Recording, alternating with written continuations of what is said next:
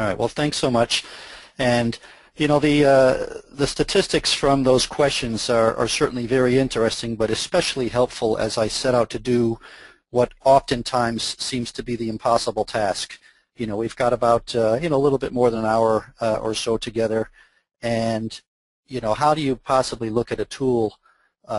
Many of the tools that we take for granted that we use all the time for different things, but so much goes into them. And so what I'll try to do is to do my best job to kind of squeeze as much information as I can in the time that we have together.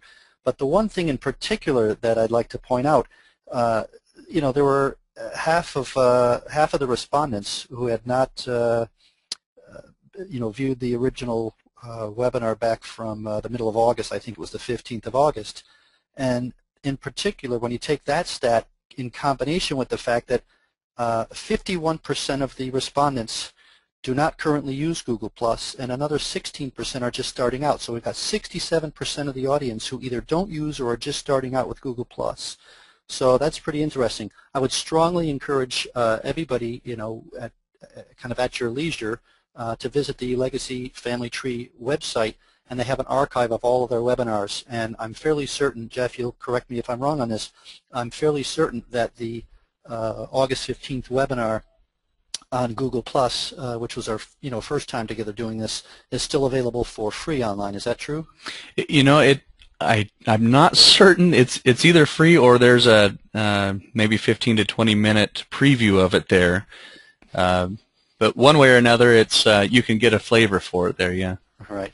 And so, the reason I think that'll be helpful is we'll touch on some things today, and there will be some of you who might, be wanting a little bit more. The other thing that I'd like to point out, which may only help, half of you, if there's half of you who don't yet use Google+, I am offering at the conclusion of today's webinar, I'll actually have a 30-minute or so Google+ Hangout, and all you'll have to do. So if you've not yet experienced a Google+ Hangout, this might be your chance to jump in, and we can just chat about some of the stuff we've talked about today. So without further delay, let me kind of just jump right in. I'll try to jump right in if my computer's cooperating. Now, as we look at something like Google+, like many tech tools, Google in particular, Google+ offers an awful lot to many people regardless of their interests.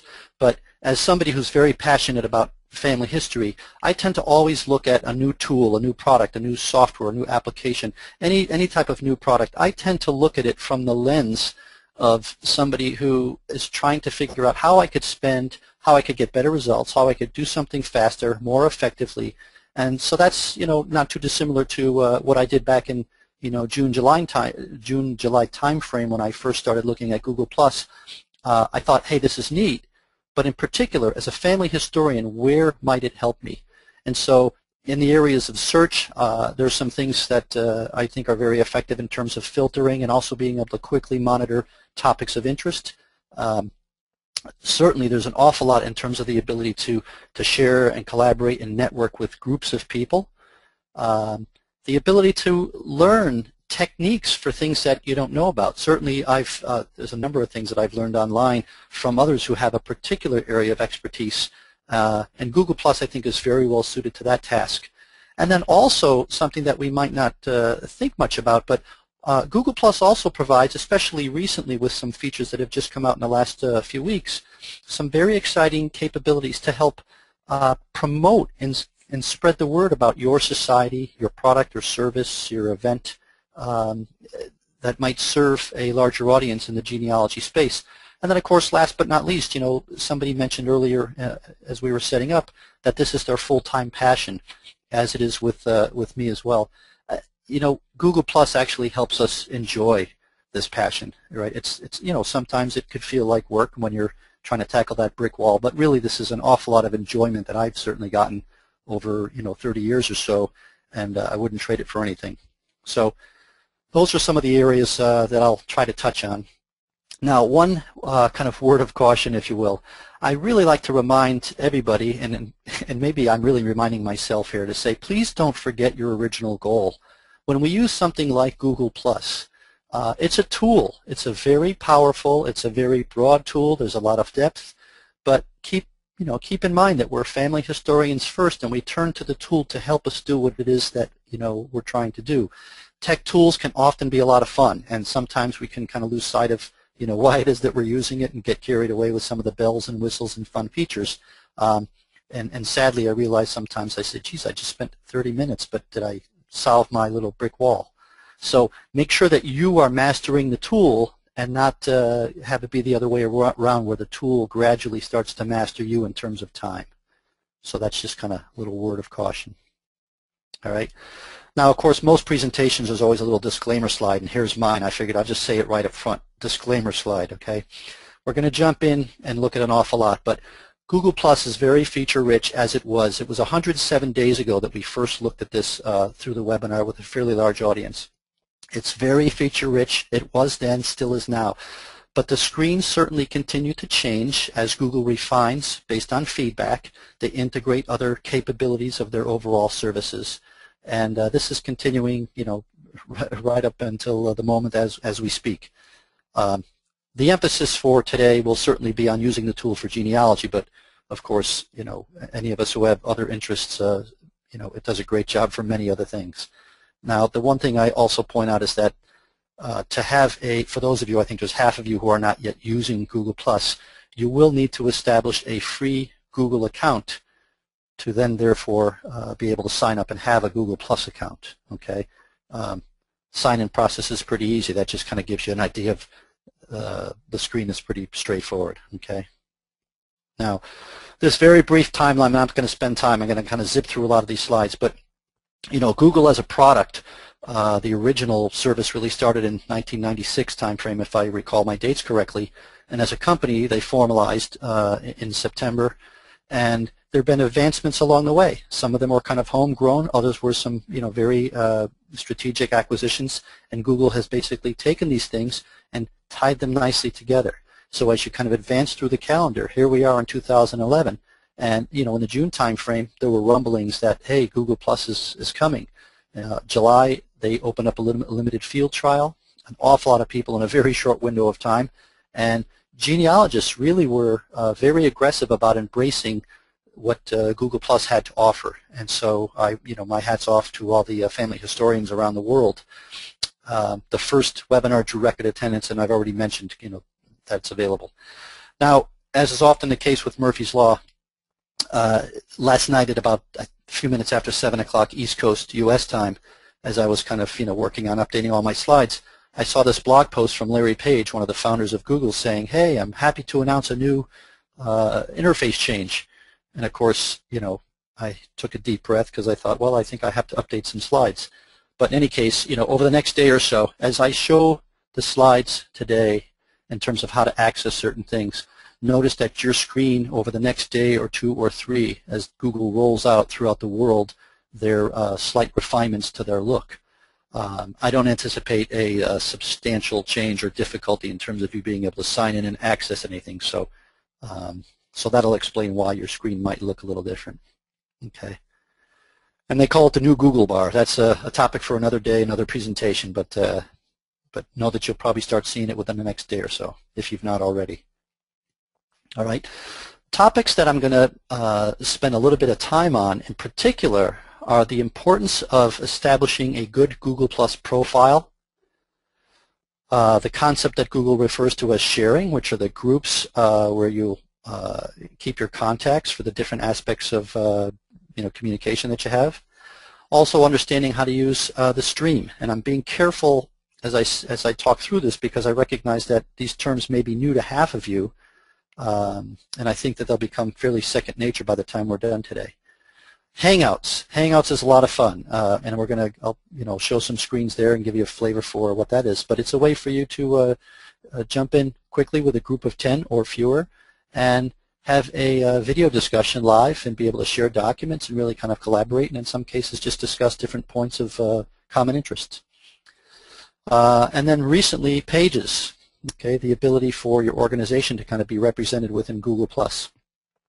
Okay, now this is what the home page of Google looks like today. Of course, the folks in Australia and New Zealand got to see this yesterday. But this is the home page we're typically used to seeing for Google. All right, and in the upper right-hand corner, even though this is going to change ever so slightly within the next day or so, there will certainly be, my guess is in the upper right-hand corner, a sign-in button. Okay, and by simply signing into a Google account, and again, as I've mentioned, if you don't have a Google account, it's a very straightforward process to sign up and have a Google account and then therefore a Google Plus account.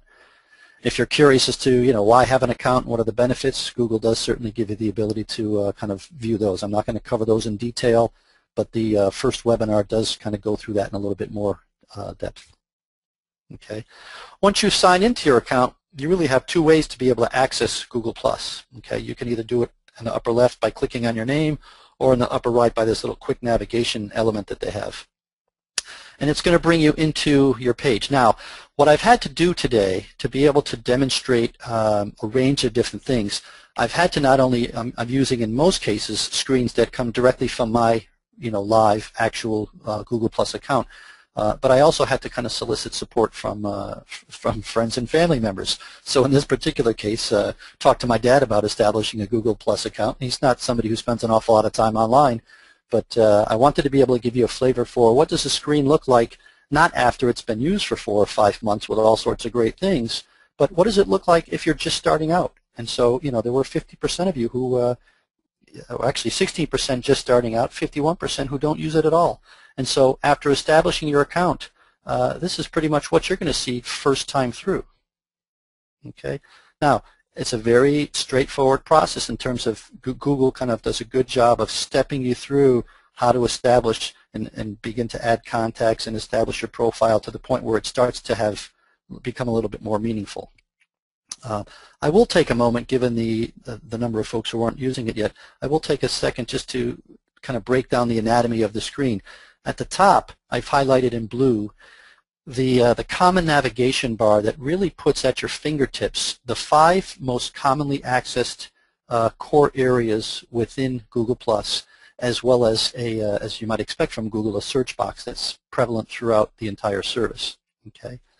In the upper left-hand corner, you'll see some labels, right? Friends, family, acquaintances, etc. And these are things that Google calls circles. Okay, these are the groups that you would place your various contacts in to kind of keep them organized, because oftentimes you may want to share something with family members that perhaps you wouldn't share with a friend or with business acquaintances and so forth. You can create groups, you can reorder groups, and I'll kind of talk about that a little bit. Okay, I'm just going to talk about select portions of the screen right now, not the whole thing. In yellow highlighted on the left, there's a thing for trending topics. And if you have certain topics that you'd like to follow yourself, you can certainly search for them and actually save the definition of those queries so that with one click in future, you could get kind of quick access to those same topics that you find are of interest for you. Okay. Now the stream really is the central focus of Google+. And this is where you see the various postings from the people that you're connected with. You'll be able to read at your choosing and filter at your choosing kind of what's happening out there. What are people choosing to share and comment on and so forth. And this will make sense as we kind of step through. Upper right-hand corner, you'll also be able to see who are some of the people that you are connected with in a particular group or overall. And then, of course, if you wanted to start a Hangout, this is where you would do it in the upper right, I noticed. And then possibly create a page. So for those of you who are maybe in a genealogy society or perhaps a committee member or a board member, if next month you have a meeting and if your organization is not yet represented in Google+, you might want to mention in the meeting, hey, this might be a good time to establish a presence on Google+, and kind of share with the Google+ community, which already numbers over 40 million folks in just the last few months. Okay. So again, that was kind of the quick anatomy of the page. But it's when you're first starting out, there's a lot of white space there, and you're trying to figure out, okay, what do I do next? Okay. The home button, again, these 5 particular tabs can be accessed from throughout the entire service. And home is going to kind of put you right back to square one. But the one that I'm going to show for the next few minutes is the profile. And I recognize that I skipped over the second one, which is photos, and I'm not going to cover that in detail today. That was covered in a fair amount of detail in the first webinar, and I encourage you to look there for that. But the reason that I wanted to focus on the profile in particular is because this is